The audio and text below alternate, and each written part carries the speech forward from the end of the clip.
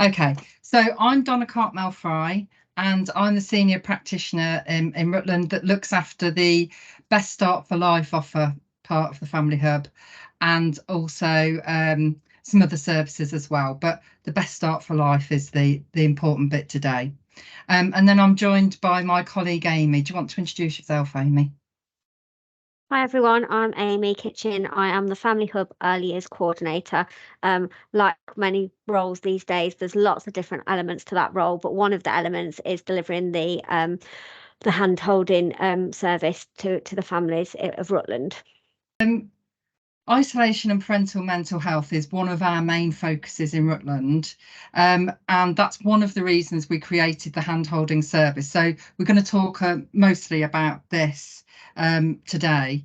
So we know that postnatally there's a greater degree of social anxiety than there is in the general population, and we also know that parents who are suffering with multiple issues and don't have the right support or are feeling isolated struggle really to provide the safe and loving care that they would do otherwise.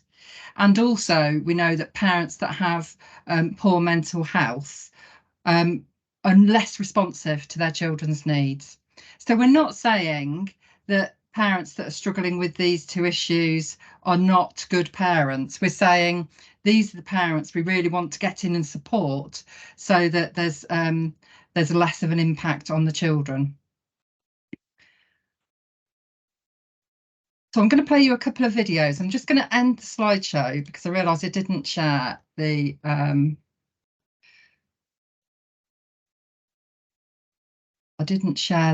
sound. Let me just reshare with sound. Bit of an error, wasn't it?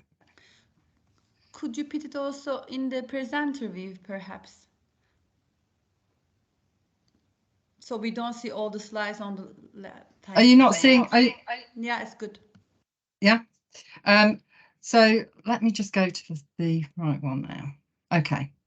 So this is Dr. Erica Lee from Harvard Medical School talking about parental mental health and how it affects children.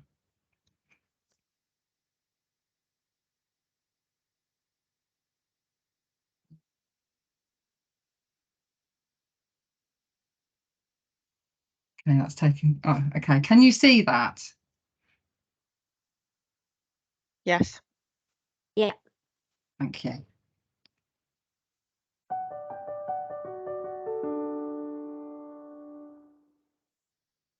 We know that the resilience of kids, or their ability to overcome adversity and hardship, depends on the ability of caregivers to provide consistent safety and support. So that means that parent well-being is critical to the health of child and teen well-being. So during the COVID-19 pandemic, we know that parental well-being has decreased. There's been so much pressure on parents as kids' normal daily routines have been completely upended. And we also know that for those families that are already under more stress, so say, for example, families that are experiencing socioeconomic stress, or they've experienced loss because of the pandemic, or they have kids with greater needs. Oh.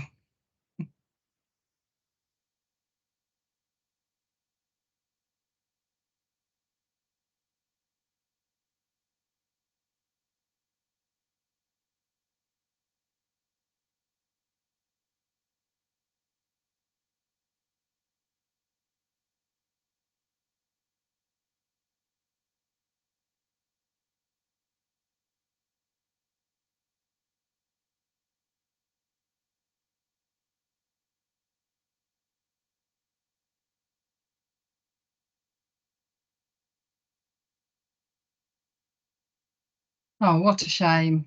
Shall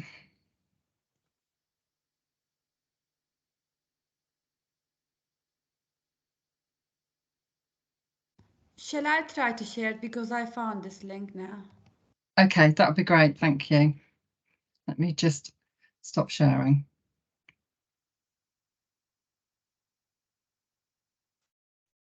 You maybe have better internet.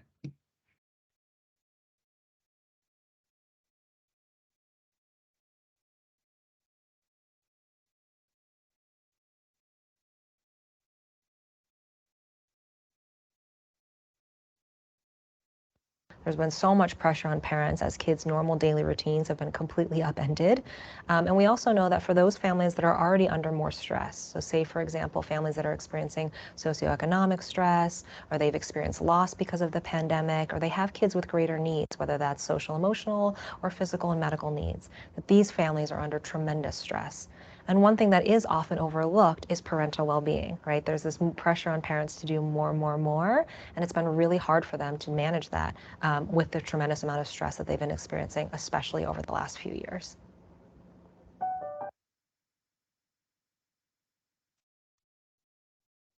Did that work okay? It did, thank you. Could I just put another one in the chat that follows on? I don't suppose you'd play that one as well, please, would you? Sure, coming now.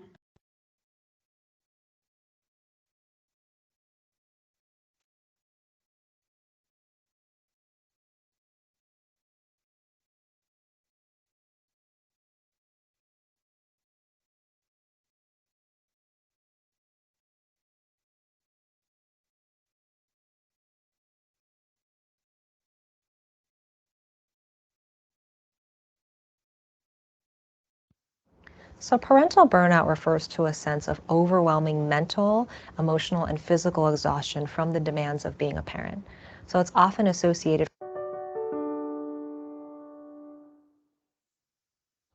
So parental burnout refers to a sense of overwhelming mental, emotional, and physical exhaustion from the demands of being a parent. So it's often associated for parents with these feelings of anxiety, stress, sometimes resentment and overwhelm, just from managing sort of the day-to-day responsibilities, which are enormous, of being a good parent. Parents also often report that they feel really guilty. So they feel this sense of deep shame around, I'm failing as a parent, or I'm not a good enough parent. We know that parental burnout is associated with worse outcomes for both parents and kids. So for parents, we know that their mental and physical health declines when they're experiencing burnout. We also know that it makes it harder to parent. So when they're experiencing this sense of overwhelm and exhaustion, it makes it harder for them to engage in appropriate discipline. We also know, for example, that parents who are burnt out are more likely to engage in child maltreatment. On the other side, what we know is that when parents are doing better, so when their well-being is prioritized and they are less burnt out, we know that children then also do better. So their emotional and physical well-being increases and family functioning improves. On the other side, we know that improved parental well-being, so less burnout, is better for kids, better for parents, and also overall for families. So for example, we know that when parents' well-being is prioritized and they're doing better, we see lower rates in children of mental health difficulties. Thank you very much, Daria. So let me reshare my PowerPoint.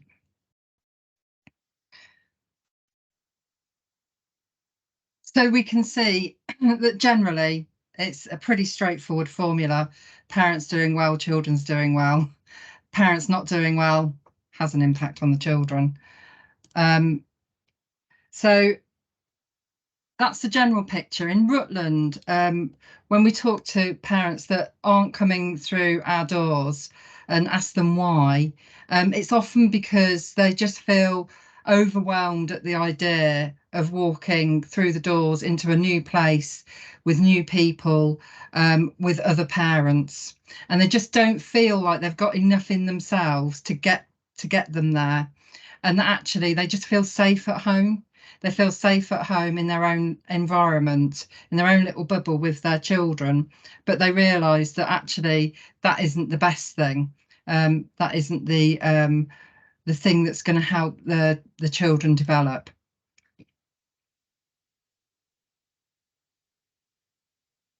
So, knowing all of this, we wanted to support families and particularly those that are isolated or have or where the parent has poor mental health, to come through and access our services. We also recognise that speech communication and language is an issue in Rutland, and so our hand-holding service kind of tackles these two things, but we're only going to focus on the isolation and poor parental mental health today, because it'd be too big otherwise. So a little bit about Rutland. We are kind of a unique local authority because we're so small. We're tiny, but we have a high turnover of families. We've got 2 military sites, and there's a lot of movement in and out. Sometimes that's a whole regiment. Whole regiments move. They get deployed and or they get posted and they move together. And then sometimes it's individual families moving about. So if they're moving in a regiment, sometimes there's a really great sense of community, and they live in that regimental bubble, if you like. So they're kind of very self-sufficient, supporting each other. But that doesn't work for every family. And because of the ranking system in the military, you might have two families whose partners are on deployment and the parent is at home on their own, feeling very isolated, having just moved into a new place, not having family locally, not having connections locally. And although they might know of the other person that is also feeling like that, they wouldn't necessarily meet because their partners are different ranks, and different ranks don't mix. And obviously, if they're a family moving on their own, then again they're isolated. So there are some kinds of barriers in Rutland that you might not see in other places. Every place is unique, isn't it? So our practice is relational, probably very similar to your own. And we know that accessing the Family Hub has helped many parents. And if you've got time or the IT works, I'll show you a video about that later. But our first question was, we know these parents are out there. How do we reach them? How do we know the unknown, if you like? And our answer was largely health visiting, because health visiting will see all families at different assessment points throughout the child's younger years. So we created a referral form. We work closely with our health visitors, and the majority of our referrals do come from health visiting. But they also come from early help, and they also come from midwifery and other services as well. So I'm going to pass you over to Amy now. She's going to talk a bit about the referral service, and then she'll go through some case studies with you. So over to you, Amy. Thank you, Donna. I'm just going to do a bit of a disclaimer to start with. I am in a room that has got automatic lights. So if I plunge into darkness partway through my presentation and then disappear off and then reappear, it's just to switch the lights back on. So I'll apologise now because I'm pretty sure it's going to happen at some point. Sorry. And I'm not quite sure why I've got feedback. I don't know whether anybody can hear that as well. Hopefully it will disappear. So this is our referral form. We've put this into the presentation just because we thought quite long and hard about the referral form, just because professionals we know are very, very busy and timely referrals are really important. So when that professional's perhaps had the conversation with that family about the Family Hub and talked to them about it, the sooner we can then contact that family about, coming to see us or just build that relationship, the better. And we know the longer the form, the longer it takes people to complete. However, you do need that key information on it to be able to contact the family and start that relationship off on the right foot. So as you can see from the referral form that's on the slides, it is quite short. It's just got some very basic information on, but it has got the key things on, and we find from that the information given on that form, if there are any gaps, any question marks that we've got, it's very easy to then go back to the referrer and ask any more questions before contacting the family. As Donna said, a lot of our referrals do come from the health visiting team. It doesn't have to be a health visitor that completes it. It can be any part of their team. So it can be one of the nurses or one of the practitioners that complete that referral form. We're quite lucky here in the Family Hub that a lot of those people do pop into the Children's Centre maybe once a week and see families here. So those conversations do flow really nicely. But if it's not somebody we see, we can make contact with them, and often having those conversations have meant that we've done joint visits, just to really ease that family in, to have somebody they've already met introduce us, and that's really helped, helped just start the relationships off on the right foot, because if you get that initial contact wrong, sometimes that can be the end of the contact, unfortunately. So that's just an example. If I could have the next slide, please, Donna. So now we're just going to ask you for some feedback really on barriers to engagement in your services. As Donna's said, our area in Rutland is quite unique with our 2 army bases, and we've found that presents different barriers than it perhaps does with our other isolated families that we see within Rutland. And each service, again, is different. So the barriers that you face might be slightly different to the barriers that we face. So it'd be really interesting just to know from you guys, what are the top barriers to engagement with your service? And if there was one thing you could do to encourage a family to access your service, what would it be? So I'm just going to give you a couple of minutes just to have a think about that. And then we won't ask everybody. We're not going to go round and ask everybody to feedback. But if some people would be willing to share some of the barriers, and some of the things that they would like to be able to do to encourage engagement, that would be really positive. So I'll just give you a couple of minutes, if we go to just before past, and then we'll ask for some feedback if that's okay.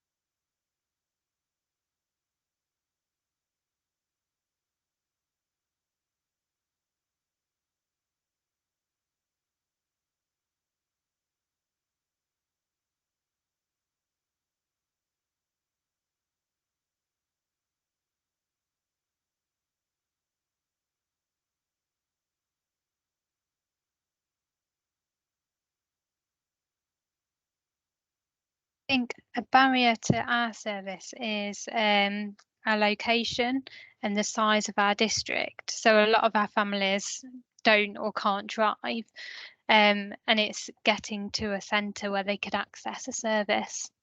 I'd say that's one of our biggest barriers. Yeah, that can be an issue, when you're over such a wide sort of area. It can be quite tricky.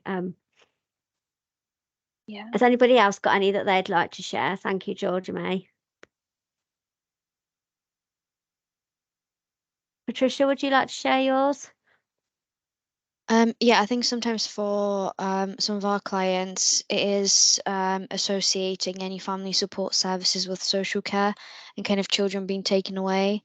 And also that links in with kind of being ashamed of just needing help in general, and that, I should be able to cope. Why can't I cope like other parents? So yeah, definitely those two. Brilliant, thank you. Yeah, I think some similar things sometimes that as we see with our service. Has anybody else got any that they'd like to share? Please jump in and take the floor.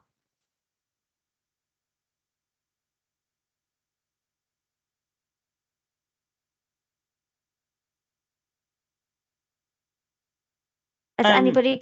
Oh, go for it. Go. Yeah, so Sharon, I think I'm new to Leicester, so I don't know specifically what barriers people would say, but just sort of like, it would be reasonable, I think, to assume that the stigma of being involved in social care would be a barrier. So, for instance, I rang a client and said, I'd like to come and do a visit, and she was immediately on her guard, probably thinking the worst.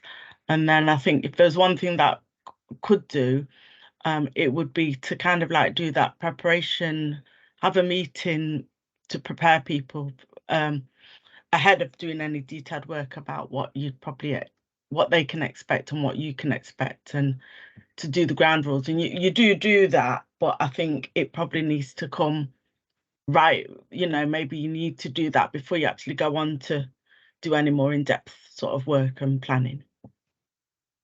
Yeah, sometimes timescales and getting those bits of work done in such a time frame means that sometimes we have to do several things, don't we, in perhaps the first contact or meeting with a family. And I think sometimes they're just so overwhelmed, aren't they? They forget a lot of what's been said and things like that. So that can be a real barrier then moving forward, can't it? Yeah. No, that's a really good one. Thank you, Sharon. Anybody else got anything that they'd like to share?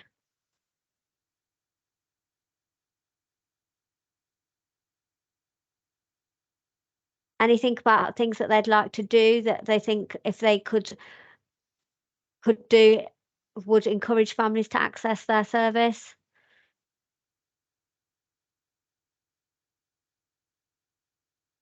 Maybe support appointments and take them to the actual hub to show them around and things like that. Yeah, brilliant. Yeah, that'd be great. I think often one of the barriers we face as professionals, isn't it, is time. But things like that can be really key, and actually, although it takes time at the time, sometimes can save you time in the future. So yeah, that could definitely be key. Can I have the next slide, please, Donna? So one thing that we knew is that, and I'm sure you guys all know, is that every family is completely unique. And one thing that we really realised when trying to encourage families into the children's centre is every family situation is a bit different. It impacts them in a slightly different way, and the approach that we need to tailor for them is going to be slightly different to get them into the children's centre. However, with that in mind, we have over time kind of developed 4 things that we tend to have in our mind when we're contacting families that have been referred into our handholding service. So the 4 things that we have in our mind that we can offer are obviously telephone support. All our contacts tend to start with telephone support unless after a conversation with the referrer we've decided that they'll take the lead, and the handholding service myself will be introduced in a joint visit that they organise because they know the parent. If not, I always make telephone contact with the family. We offer an introductory home visit, whether that be joint with the professional that's referred them in, or whether that's myself going out independently. We offer opportunity for the family to visit the family hub at a quiet time. So often that comes at the end of the day when we haven't got a group on, there isn't lots of professionals in and out of the centre. It's just nice and quiet, and the family can come along, they can explore the centre. The child, if they're not used to being in this kind of environment, if they want to run around, they can do it. It's not a problem. There's not going to be lots of people here, and that's often a worry for people, that lots of people looking at us is often a barrier. So it's an opportunity for them to come in, get settled, get familiar with the children's centre when they've not got to also worry about other families, other parents, lots of other professionals being here.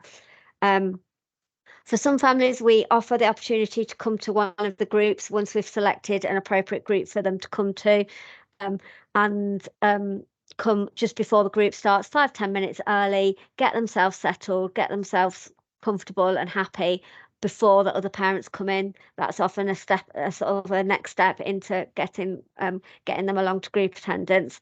And then, as I mentioned, telephone support, that for some families continues in between all of these stages.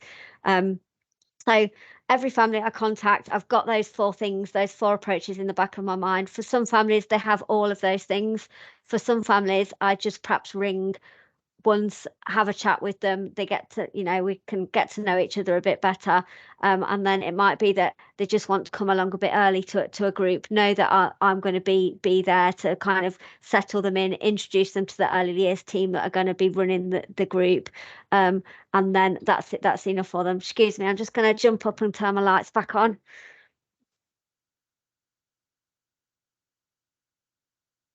Sorry about that brief break.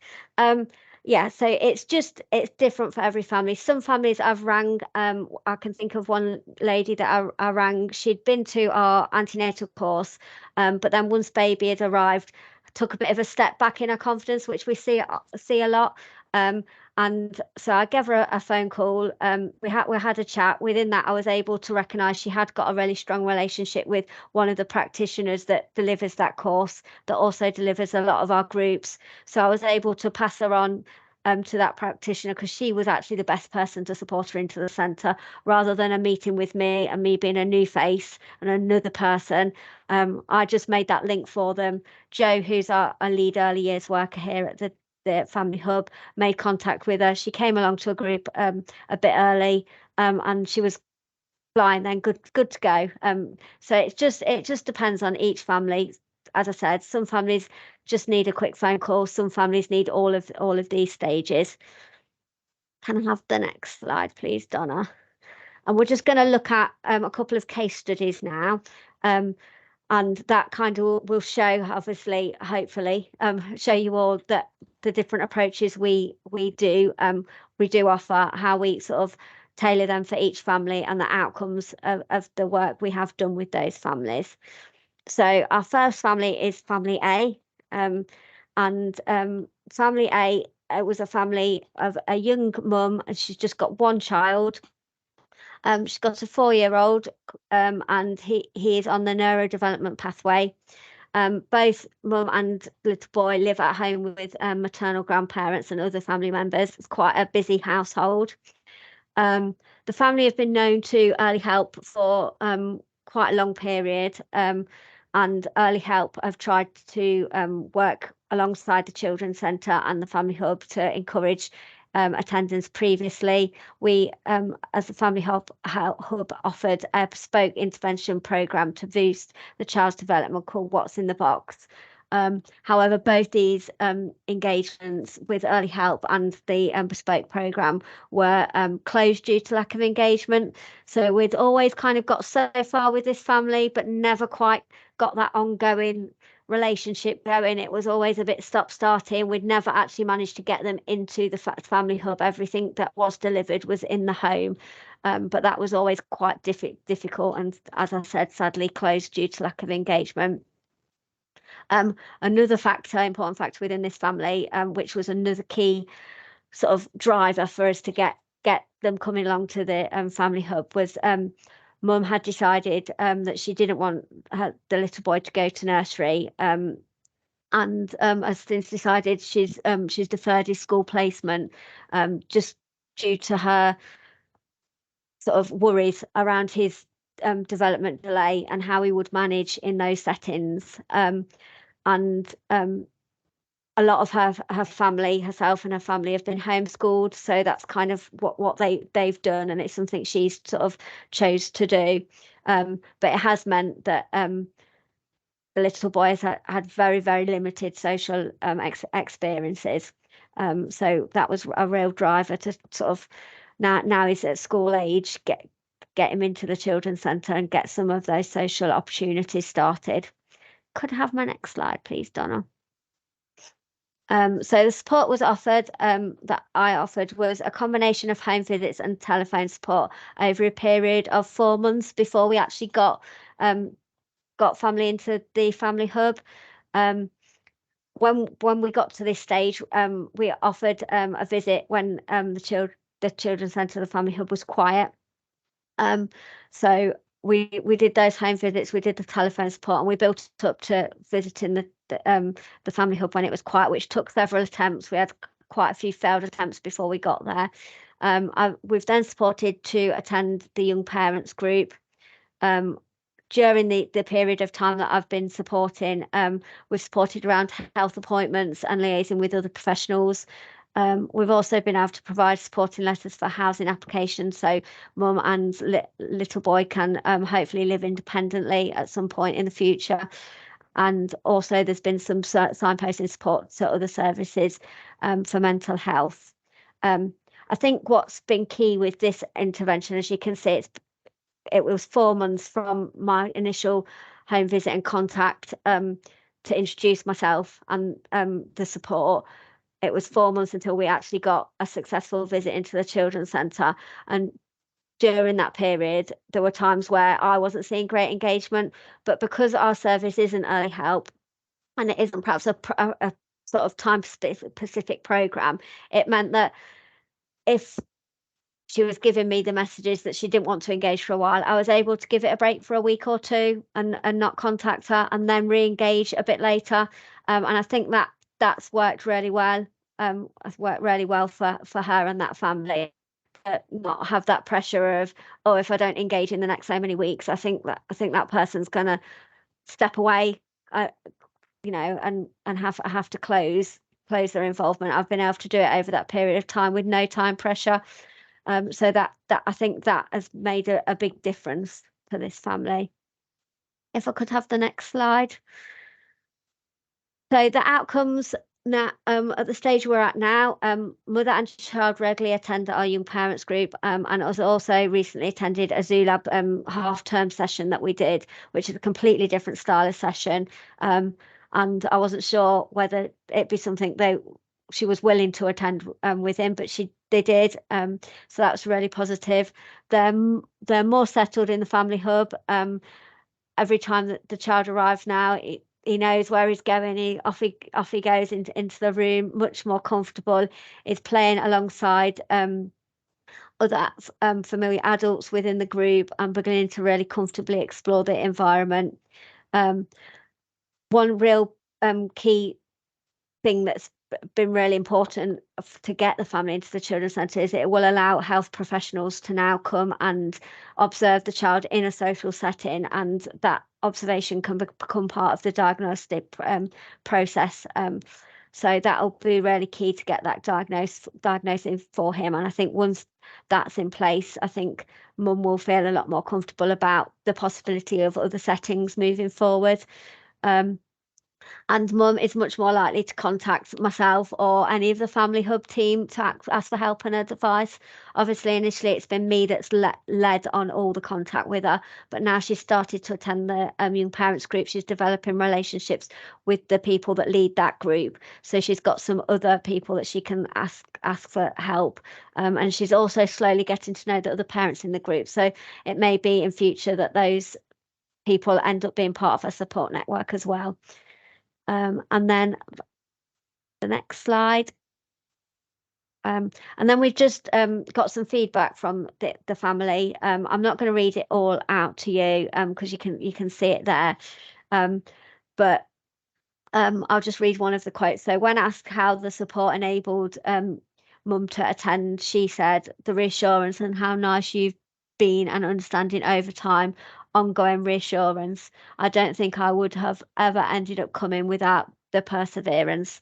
So like I said, it's that timescale of not having a short window of, I need to engage this parent, I need to see some progress. I've been able to kind of go at her pace, and if she's given me that message that it's not the right time this week, I've been able to back off for a week and a half, and then re-engage her a bit later. So I think that's been really, really key for this family.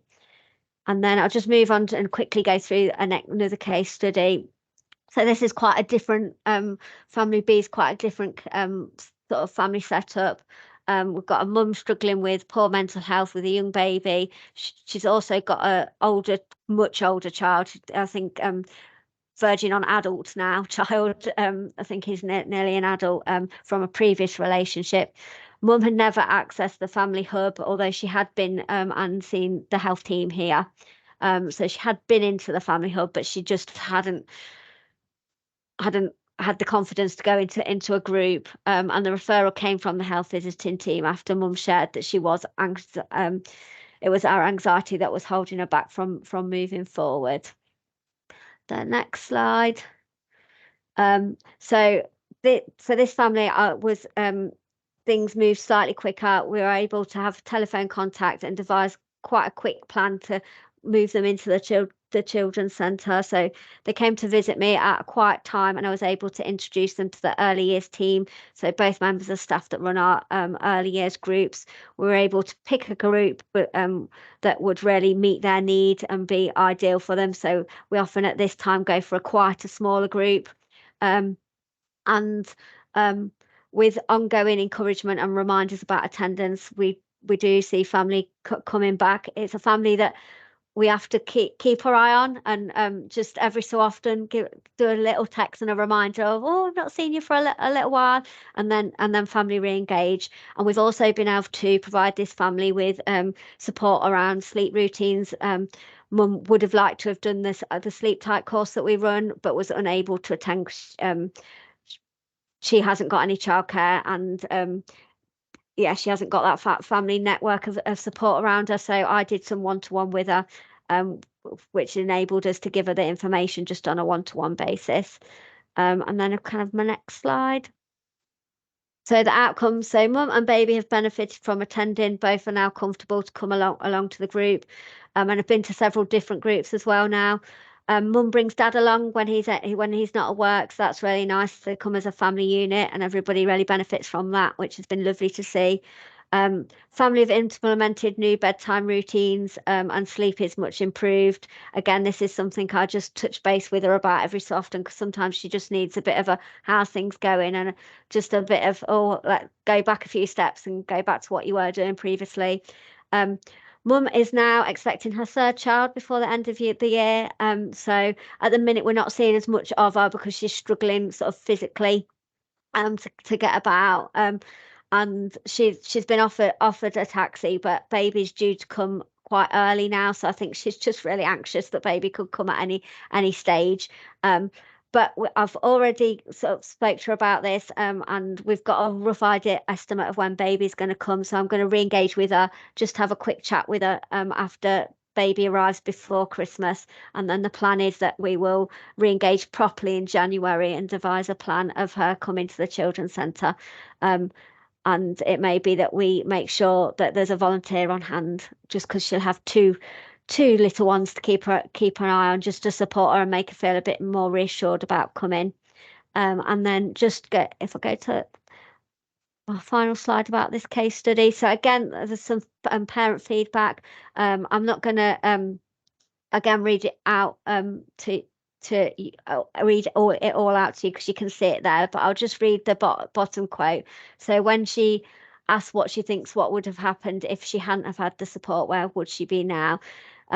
She said, I don't think I would have much of a social life at all. We'd have stayed at home and been isolated.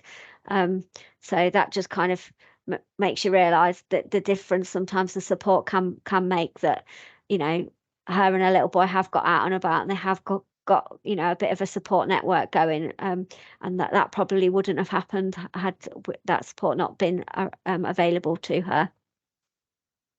Brilliant, thank you. So I think it's back to me. So Yeah. we put a video in here. We will send you these slides and you'll be able to watch the video. I don't think we've got time today, unfortunately, but the video really demonstrates what we've been saying, that the coming to the family hub really supports that feeling of belonging in the community. So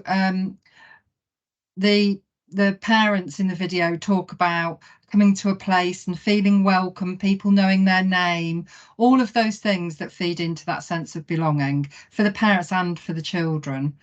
And I think also what's really important to pull out of that is that parents, not just on the video, but wider, talk about face-to-face and how face-to-face services really improve poor mental health. And in a few cases, we've had parents telling us that face-to-face support has saved their lives, and it's been that serious for them when they've been isolated at home. So while services are developing and being more creative about how they see and support families, it's really important to retain that face-to-face element. I think the other thing we benefit from is we've got a building. I know not all services do, but we've got a building. So there's somewhere that families feel they can come, they can drop in, they can ask for advice. There's always going to be someone they know there, and there's likely to be someone who knows them there, and they're not having to retell their story every time. And I think that's really important. And it all feeds into a sense of being part of a community. So in summary, what has it all told us, really? So while the service seems very resource rich, and it is resource rich, you know, there's lots of telephone calls, there's lots of encouragement, and pushing as much as we can against that wall of resistance.